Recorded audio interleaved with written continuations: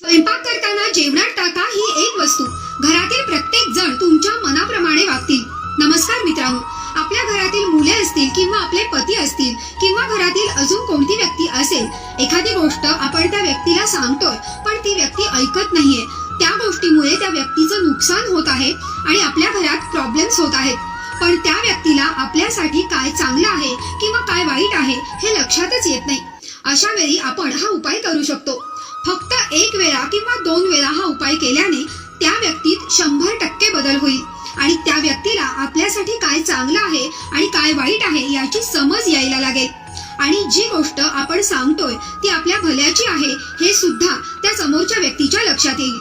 बघा, बऱ्याच वेळेला काय असतं की आपल्या घरातील व्यक्ती व्यसन करतात आणि आपण त्यांना सांगतो की यामुळे आपल्या फॅमिलीचं नुकसान होत आहे, आपली फॅमिली दुरावत आहे, तरी पण आपले पती असतील किंवा आपला मुलगा असेल ती गोष्ट ऐकत नसेल, तर अशा वेळी सुद्धा आपण हा उपाय करू शकतो। बऱ्याच वेळेला आपलं मूल अभ्यास करत नाही किंवा वाईट संगतीला लागतात किंवा बऱ्याच वेळा आपली मुले असतील किंवा मुली असतील तर एखाद्या मुलासोबत किंवा मुलीसोबत लग्न करण्यासाठी आग्रह करतात आणि आपल्याला माहिती असतं की ती व्यक्ती किंवा ती मुलगी मुलगा आपल्या मुलांसाठी योग्य नाहीये। अशा वेळेला सुद्धा आपण हा उपाय करू शकतो। हा अत्यंत साधा आणि सोपा उपाय आहे।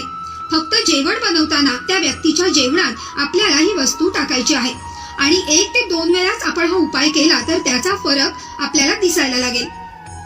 हा उपाय करण्यासाठी कोणताही स्पेसिफिक वार नाही किंवा कोणताही दिवस नाही।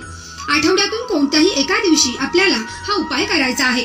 1 ते 2 वेळा जर हा उपाय केला तर तुम्हाला फरक दिसेल, पण तुम्हाला कंटिन्यू हा उपाय करायचा असेल तर 5 आठवडे आपल्याला हा करायचा आहे। म्हणजे पहिल्या आठवड्यात ज्या दिवशी तुम्ही हा उपाय करायला सुरुवात केली, म्हणजे समजा की सोमवारी सुरुवात केली तर 5 सोमवारी आठवड्यातून फक्त दर सोमवारी हा उपाय करायचा आहे। जर हे गुरुवारी सुरू केलं तर 5 गुरुवार आपल्याला हा उपाय करायचा आहे।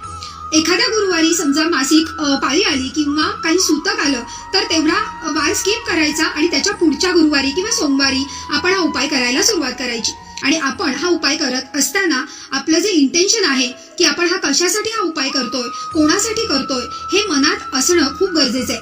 कारण बघा, कोणताही उपाय करण्यासाठी, कोणतीही सेवा करण्यासाठी आपण कशासाठी ते करतोय, हा उपाय का करत आहे, तो उपाय करत असताना ते इंटेन्शन असणं खूप महत्वाचं आहे। बघा, आपल्याला ज्या दिवशी हा उपाय करायचा आहे तर त्या दिवशी जेवण बनवताना, स्पेसिफिक त्या व्यक्तीला जेवण बनवताना आपल्याला हे करायचं आहे आणि एक जावित्रीचं फूल हातामध्ये पकडायचे। जावित्री म्हणजे काय, तर किराणा दुकानामध्ये किंवा आपण मसाला बनवण्यासाठी मसाल्याचं सामान आणायला जातो तेव्हा त्यामध्ये जावित्रीचं एक फूल असतं। तर किराणा दुकानांमधून आपल्याला जावित्रीचं हे फूल आणायचंय किंवा जिथे स्पेशल मसाल्याचं सामान मिळतं अशा ठिकाणाहून आपल्याला हे जावित्रीचं फूल आणायचंय।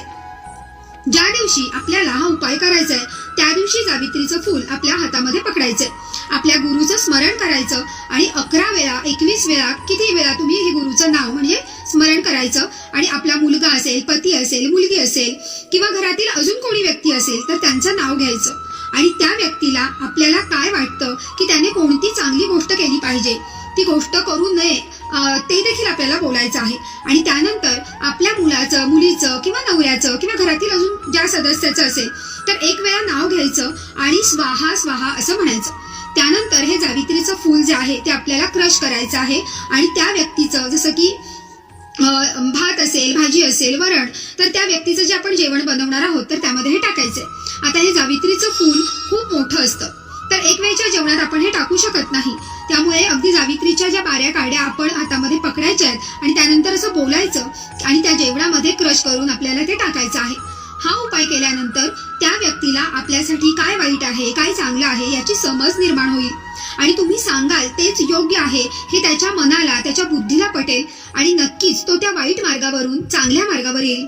तो किंवा ती व्यक्ती ते वाईट काम सोडून चांगल्या कामामध्ये येईल। यासाठी नक्कीच आपण हा उपाय करून बघा।